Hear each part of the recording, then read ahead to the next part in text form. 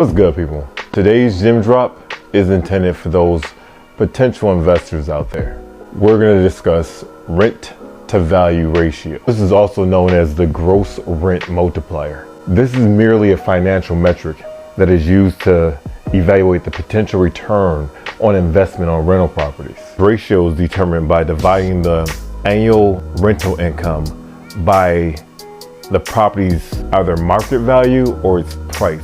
For example, let's say the annual rent income of the property is $20,000 and the purchase price or market value is $200,000. That would then make the rent to value ratio 10%. The rent to value process or ratio is just a quick way for the potential investor to determine whether or not this property can be profitable or not.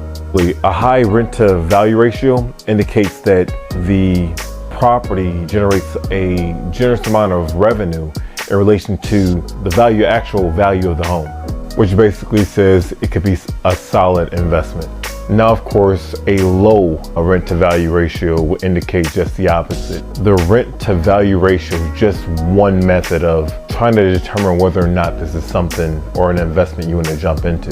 There's other factors that are typically taken into consideration, such as vacancy rates and operating expenses. And every investor should take into consideration the market. The market trends dictate the majority of your decision. That was my 2 cents, my little gem drop for my future investors out there, and happy hunting.